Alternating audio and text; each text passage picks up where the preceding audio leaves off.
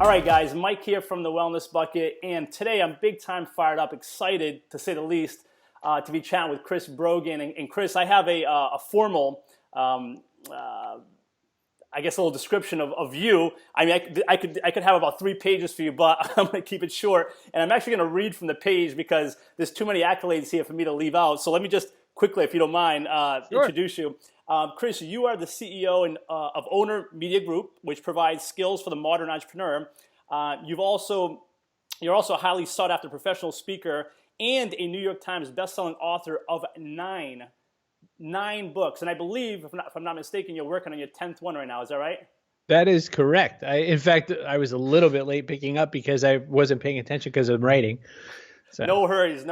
10th book. You have spoken for or consulted with some of the biggest brands out there, such as Disney, Coke, Google, GM, Microsoft, many others. You've also appeared on the Dr. Phil show. You've been interviewed by Richard Branson. How cool is that? For a cover story for his Success magazine. And once you even presented to a princess. I mean, that's what? In 2014, Forbes listed you as one of the most must-follow marketing minds of 2014 and listed your website as one of the 100 best websites for entrepreneurs. And most importantly, Chris, we'll finish with this, is you provide education and tools to help make people's lives and businesses thrive by teaching which actions get them what they want. So, Chris, thank you so much for your time and being here today. I really appreciate it. Michael, my pleasure. It's always so hard to, sit passively and listen to that bio because, boy, it sounds like bragging.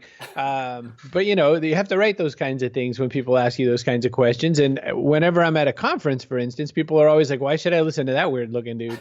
So that's kind of why they do that. But it always, I've lived a charmed life, but it's just for moments like spending time with you that, I've done all that other work. I appreciate it. I've gotten to know you, Chris, over the years, and you're a very humble guy. And you know what? Look, that didn't come by chance. You worked for all that I just read. So huge congrats. And again, thank you for your time.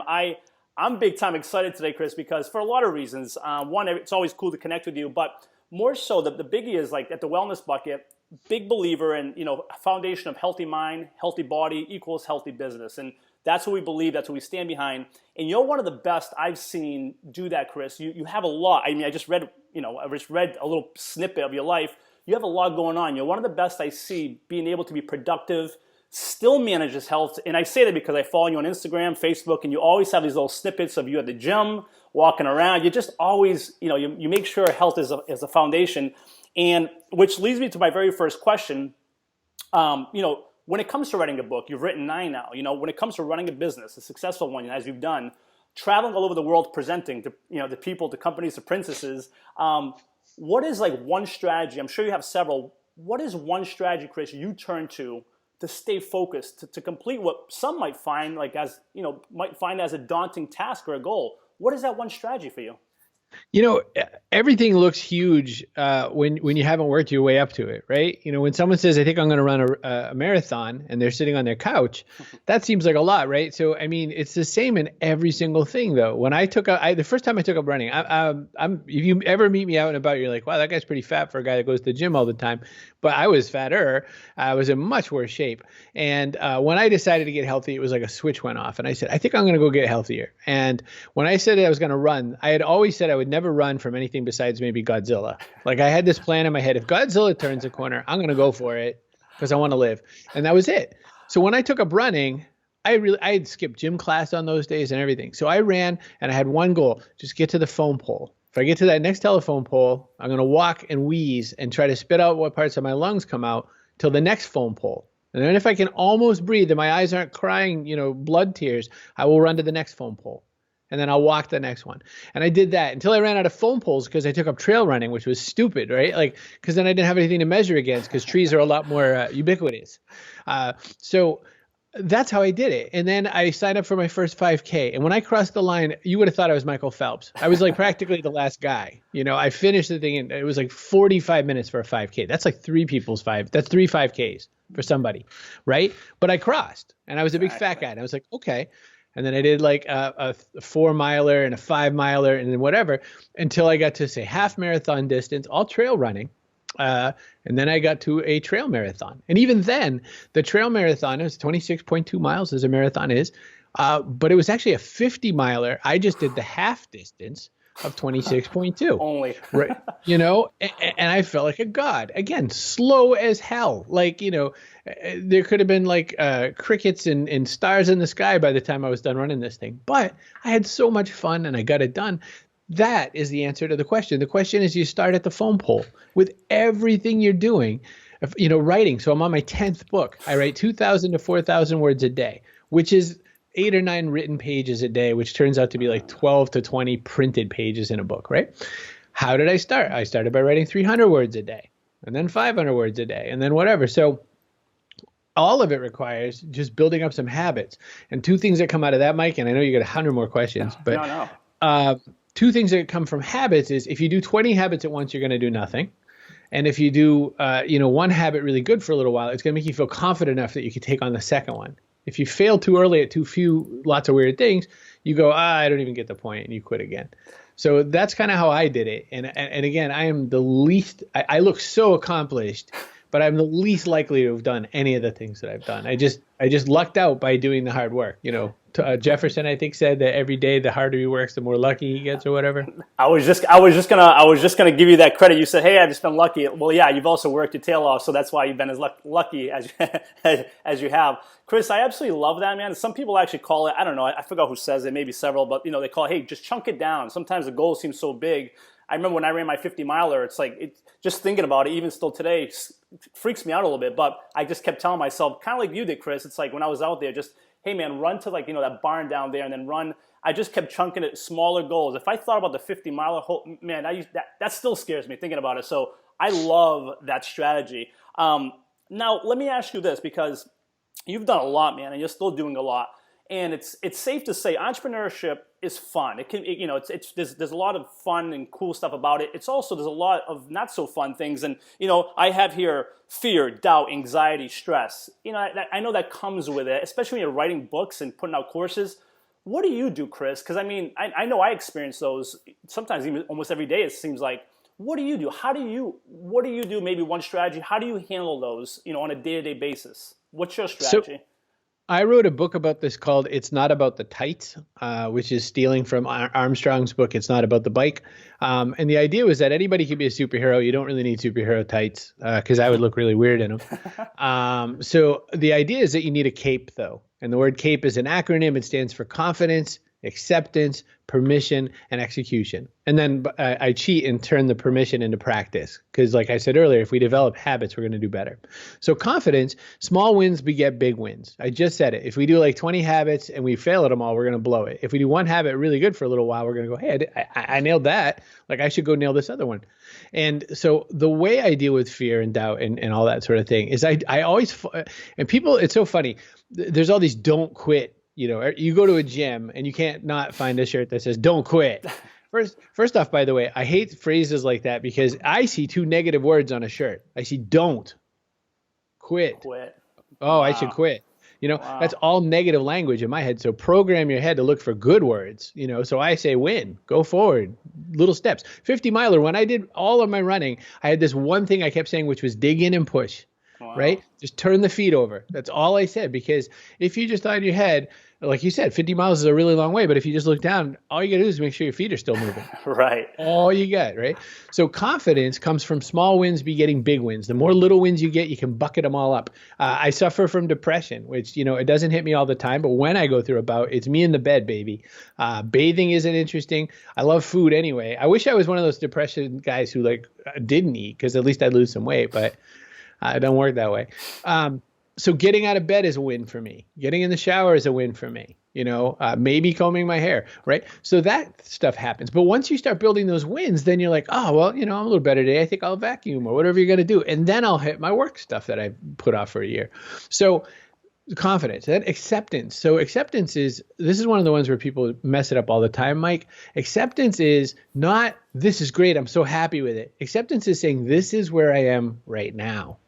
right? So people say to me, I get to hear some really interesting stories. I'm very privileged and blessed to have people share really deep stuff with me. I was abused. My parents hated me and said bad things about me every single day of my life. My husband beat me, whatever. I hear the worst stories.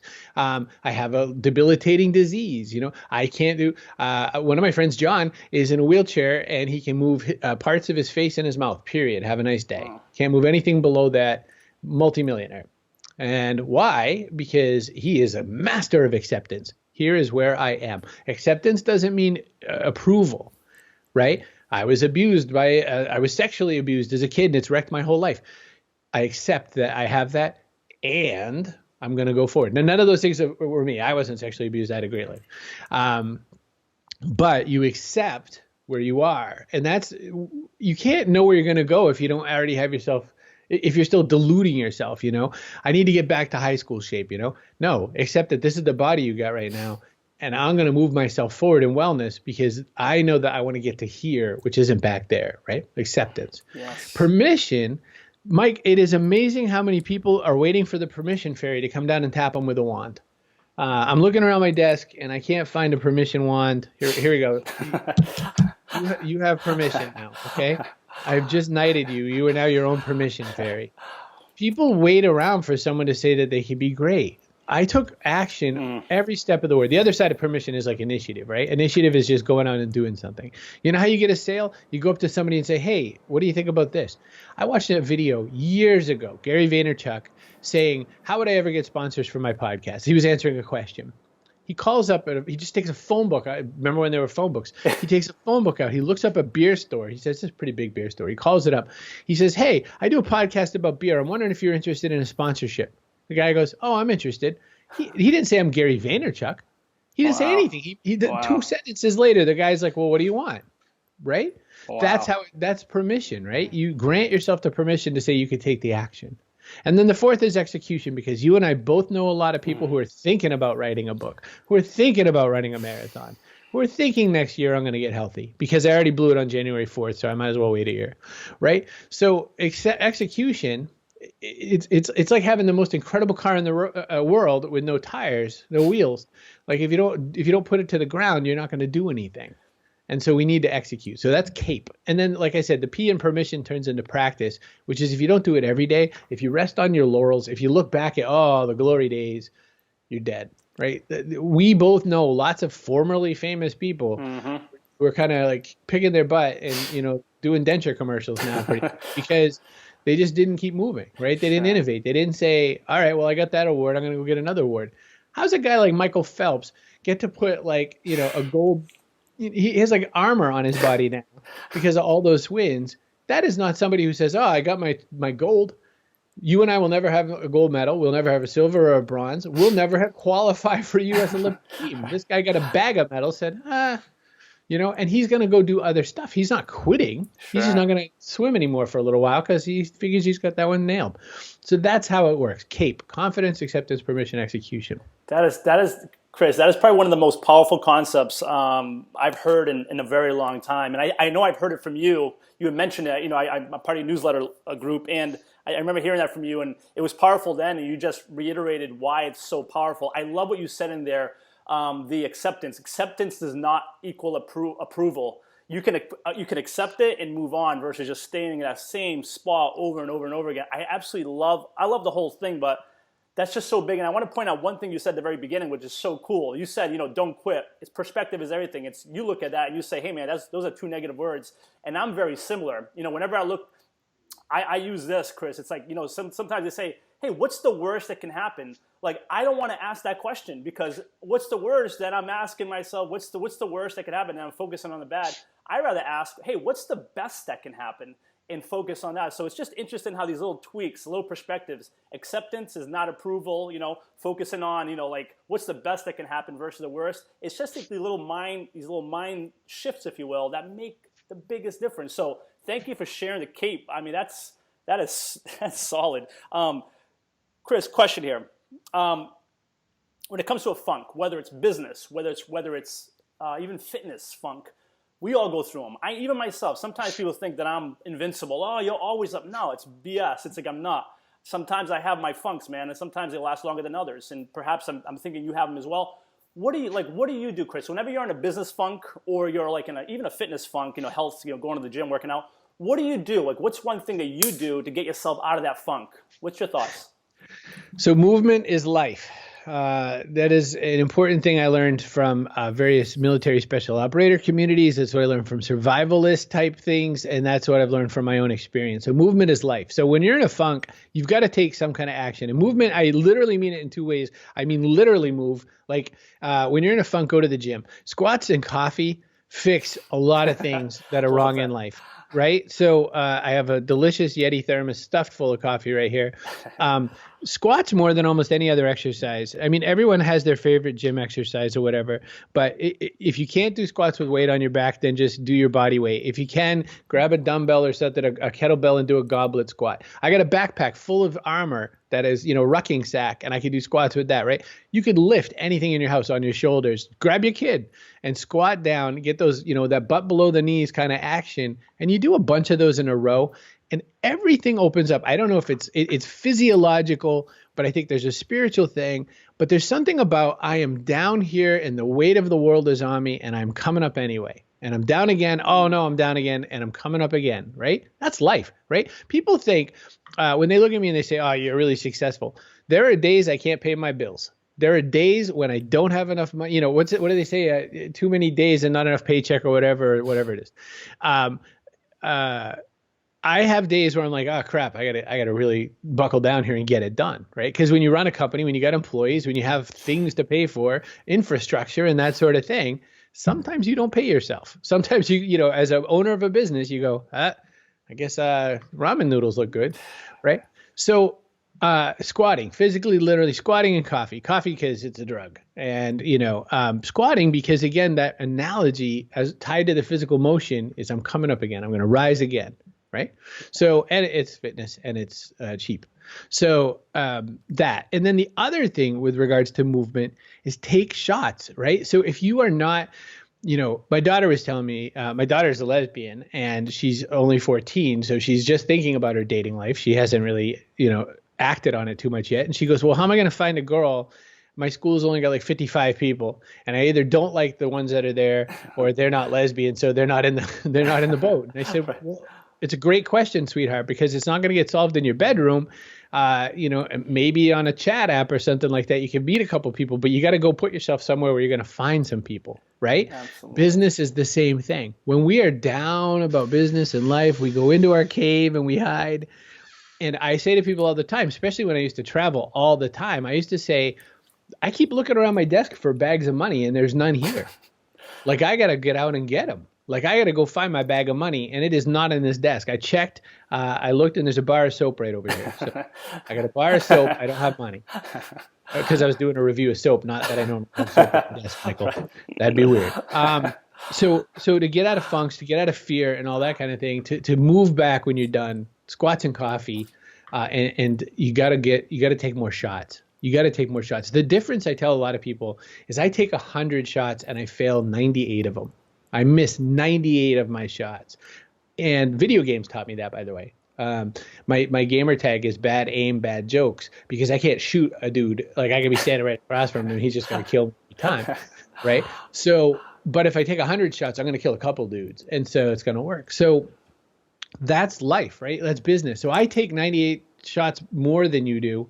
If you take 0 shots, I've already got 2 wins that you don't. And that's why I look so prolific, Mike, because I failed a whole bunch of other times too.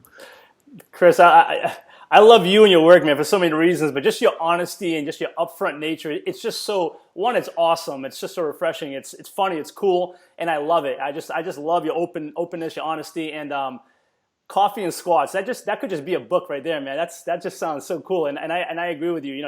I think who said it? Michael Jordan. You miss 100% of the shots you don't take. So you got to take the shots. He's he's regarded as one of the best.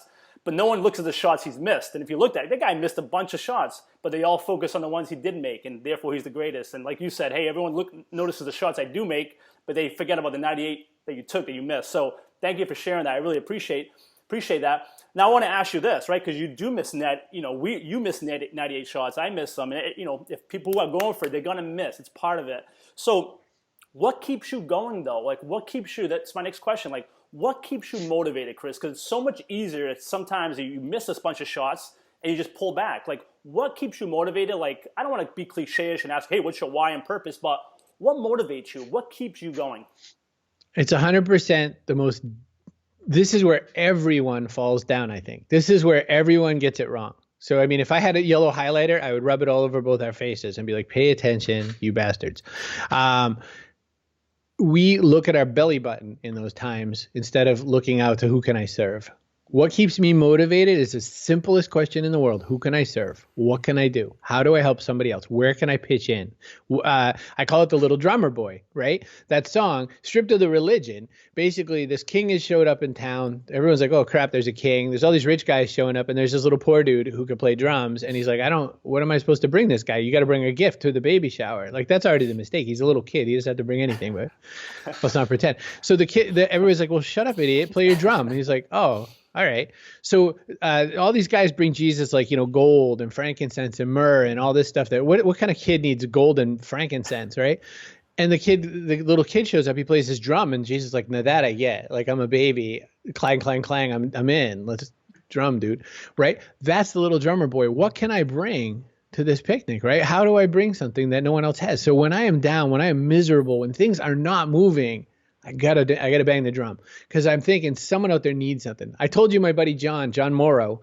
This is the guy with none of his body works and he's made millions. Another friend of mine, Glenda Watson Hyatt, she's got cerebral palsy. She types books with her left thumb. When I am lazy and I am not writing my book with all 10 of my fingers because I had to go to typing school, Glenda writes with a thumb. Right? Glenda can't verbally communicate very well anymore. It takes a while to get her, but she's a professional speaker and a motivational speaker at that, right?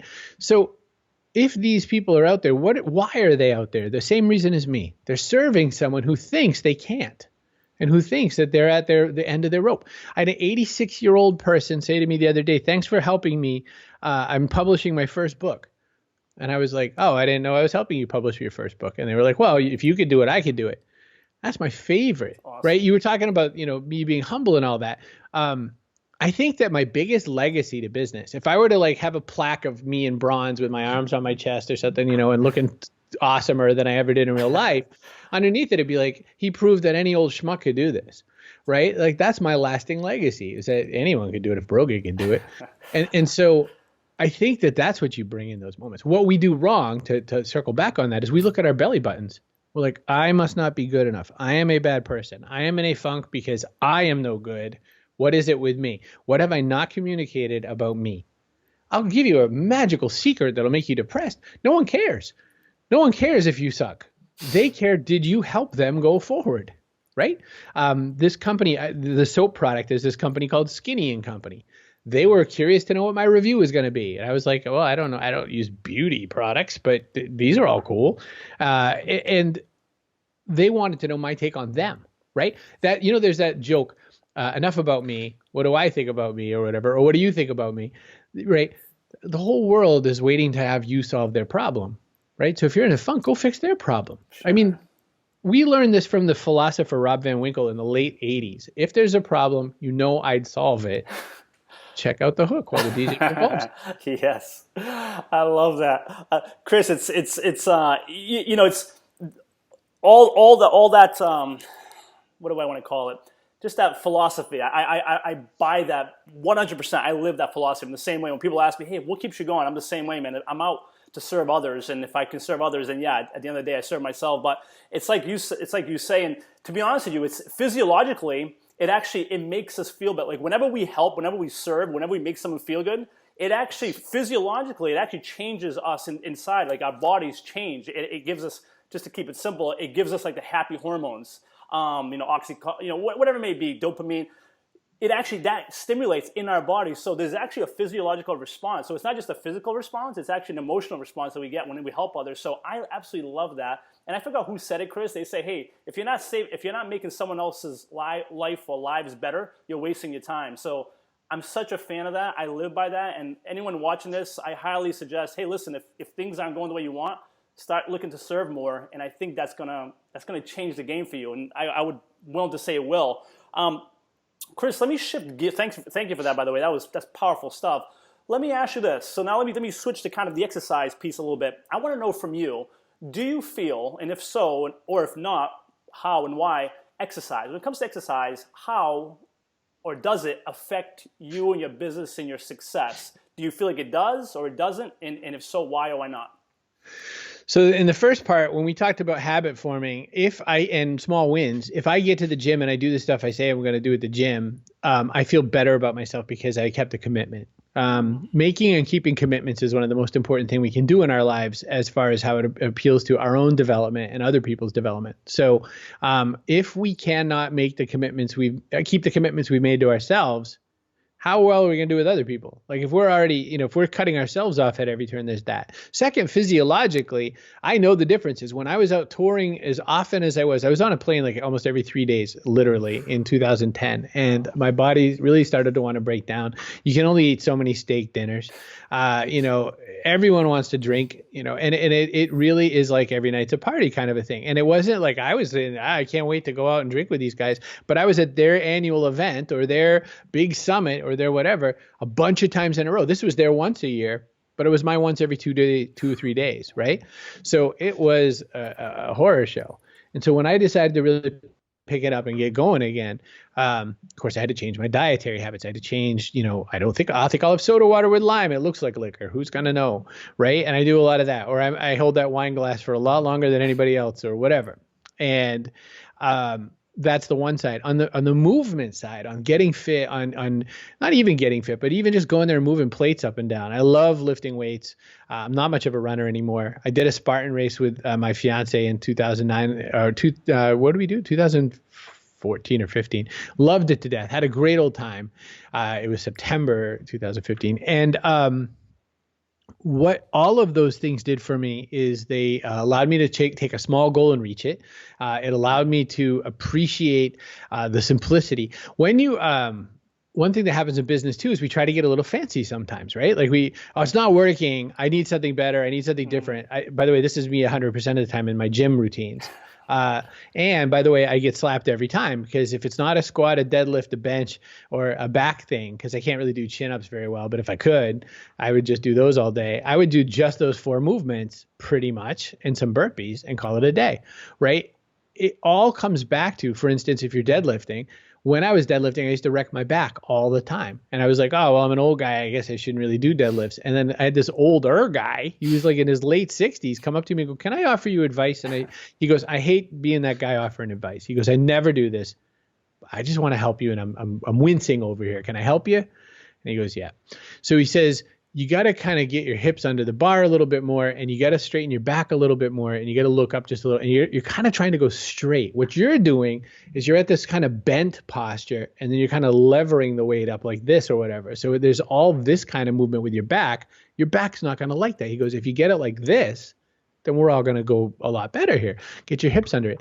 I put 75 more pounds than I had ever lifted on the bar that day with that guy right then. So I went from hurting my back all the time to upping my thing. I got up to a 405 deadlift. And I only did that because Hugh Jackman's my age and he did it. And I was like, I want to be like Wolverine. Wouldn't, right? So I got there like that. So that teaches me business, right? It's the fundamentals, and it's something as simple as a shift in movement. It's not fancy. It's how you approach the basic thing. Deadlift, there's no dumber exercise in the whole wide world. There's something heavy on the ground. Pick it up. Okay, I got it. Now what? Put it back down. Okay, that's a deadlift. If you can't do that well, which I couldn't, then why do I need anything fancy, right? So Mike, that's to me the biggest lesson in fitness is that it teaches me fundamentals and it teaches me that movement is life. I love the fact that it's so much more than just, and I love that you said that, Chris, because I'm a firm believer in that myself. It's so much more. It's not just running a marathon, losing weight, body fat, looking good in bikini. There's so much more than that. There's so much more to that. It actually applies. It's a direct reflection on our business and how we do things. And I love you probably put it better than I've tried to put it in the last 2 years in that 5 minutes. So I appreciate that because it's so much more than just the health component. It just really reflects on everything else: relationships, business, financial, whatever it may be. There's a direct reflection of that, on the other components of your life. So I really appreciate you sharing that. you kind of alluded to it, but I just want to ask directly, like what you Sure. do, like what do you do for exercise and how many times per week? I don't mean to put you on the spot, but I'm just curious what you do. So, by the way, if you have a fiance who's a competitive bodybuilder and power lifter, you kind of have to show up a little bit more often than the average Joe. She goes daily. She's a 4 a.m. person. Usually, I wake up around the time she wakes up, but I am forever enjoying the bed until at least 8 a.m., maybe 9. I've come in my older age to realize that sleep is sexy and hustling is what you do after you wake up, not, instead of sleep. And so there's that. But I do mostly powerlifting. So I love deadlifts, bench press. I don't really love bench press, but I love deadlifts and squats. I do bench press. And I'm not a really good pull-up guy, so I do pull-downs, rows, and that kind of stuff. And there's nothing more basic. I'm sort of from the Dan John books school of strength, and Coach Ripito from Starting Strength, that book from the 1970s that still is the only thing that guy preaches. And I occasionally throw some stuff in like rucking, throw in the backpack full of weights, go out and just do some hiking around. My buddy Matt Parr, who is a former Green Beret combat medic, says you're not hiking, you're just walking around with a backpack. So every now and again, he reminds me to actually go up some real kind of elevation and some lumps. He goes, walking down your streets in your town isn't hiking, buddy. I was like, you're right, Matt. So I do that, and then I avoid running as much as I can help it. It's not that I think running is bad or anything like that. I think running's great. I'm just bad at it. And because I'm so slow, it takes too much time. So I tell people that my cardio comes from trying not to die while lifting weights, trying not to look at my phone. I appreciate just the value, Chris, is that the value you provide. I love it. I love your just your words, whether it's through business or through health. It's just very inspiring, and it's just basics. And you said it a couple of times. It's like, hey man, fundamentals, the basics, and that's like everything. And I always preach it. Sometimes people ask me, Mike, what do I do? There's this new fad here and there. I'm like, how about you just start with like 10 push-ups, 10 lunges, 10 sit-ups, and let's start there. So just the fundamentals, and it seems to me, just based on what I heard from you, Chris, that's pretty much that's your focus, man. Just the basics. And yeah, every once in a while, throw something different in and mix it up. But like rucking, that's pretty. I want to make a quick suggestion. Anyone who's watching this, I would highly encourage you guys to follow Chris. Your Facebook Lives, your Instagram. There's just a lot of value there. Sometimes just these little snippets of 20 minutes, whether it's a business snippet or an exercise snippet, like rucking. It's like you provide a lot of that, and I love it myself seeing it. And I think there's so much value there. So anyone watching this, I would highly encourage you guys to just check out Chris and follow him, on Instagram, Facebook, whatever it may be. Chris, I want to end this. I want to wrap this up because your time is valuable. I really appreciate you being here. And I want to give you an opportunity now to tell people, hey, if they want to find out more about your 9 books, your 10th one coming up, your business, anything about Chris Brogan, where can they find you? Well, if it's hard to spell Chris Brogan, I have a weird little trick. If you go to Google and you just type Chris, I'm like usually the second or third or first listing. I don't know why. It's because I can't shut up. It's not because I'm important. It's because I just keep putting stuff all over the web. So you'll find me.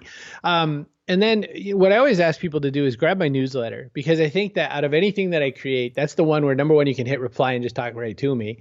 And number two, it's where I put my most heart and soul. So even though I'm out on all those platforms, my newsletter is kind of like the insider group. So you can come in and hang out with my pals. I'll say this one last thing. I can attest to that. I actually subscribe to your newsletter, Chris, and in a world of so much noise, and I try to keep myself from distractions, you're one of the very few newsletters that I love getting and I love reading, just because, one, it's just real info and it's valuable info. So guys, I highly suggest, Chris's work, and just, you're such a great guy, man, and I appreciate your time and your effort and everything you do for myself, for those, you serve, and even the world. So thank you so much for your time, Chris. This means everything, so thank you. My pleasure, Mike. Thanks for having me on. It was a real pleasure and a great thing to get a chat with you again. Absolutely. Thanks, man. Take care. Cheers.